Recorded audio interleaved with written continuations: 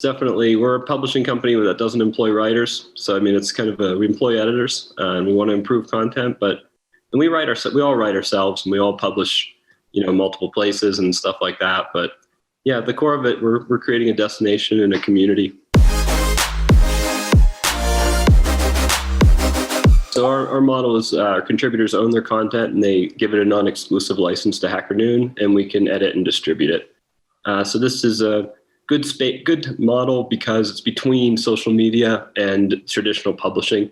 If you publish on Forbes, it's a lot of pitching, it's a lot of back and forth. It's kind of a clunky login and submission of content. So like having a good contributor experience is there, but not going as far as anyone can publish and there's no rules here.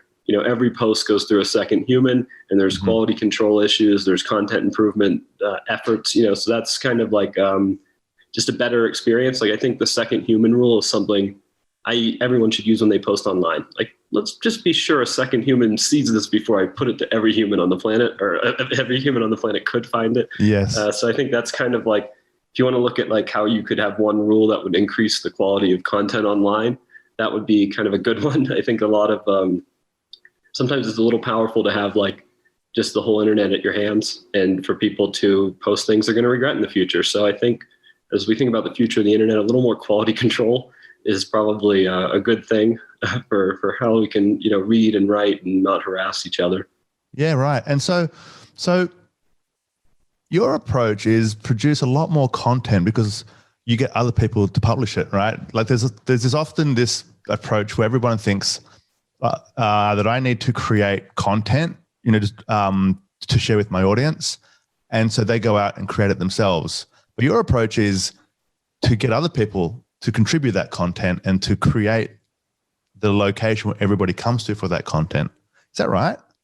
Yeah, that's accurate. It's definitely, we're a publishing company that doesn't employ writers. So, I mean, it's kind of we employ editors and we want to improve content, and we all write ourselves and we all publish, multiple places and stuff like that. But yeah, at the core of it, we're creating a destination and a community. And what's your approach in attracting contributors? Yeah, I say, for example, in the previous role, right? Like you got 400 contributors for somebody's blog, right? So how do you approach that? Well, this may surprise you, but people are pretty vain, and also the internet works a lot on validating multiple sources and having third-party validation for your ideas. So there's always going to be a value in not just saying, I say this and I verify it, having someone else say it and verify it. And I mean, general is like, as blogging has gotten bigger, especially professional blogging, and like not professionals as in like that's blogging is their job, but professionals know they need to spend time writing on the internet to grow as a professional. As that's become more of like a clear thing, it's been kind of a lot of organic, traffic, and people are honored to be asked, that a site decides would want their stories. And then the best thing for recruiting content is just a good story. A good story goes out, and if it's about JavaScript, you'll see 50 more submissions from that are JavaScript related advice come in.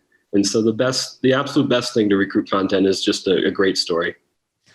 And then how do you kind of get traction on that? Because in the beginning, it would have been challenging to get people contributing when they never even heard of HackerNoon, right? So how did you kind of just get started like in the beginning?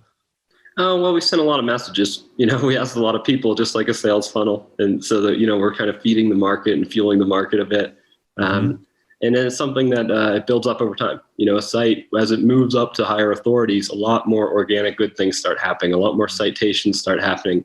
And then you just build a lot more systems to amplify the publish button.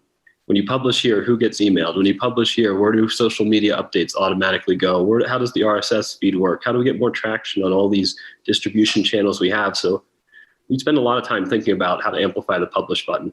The more things that happen the moment we hit that button, the better off everyone is.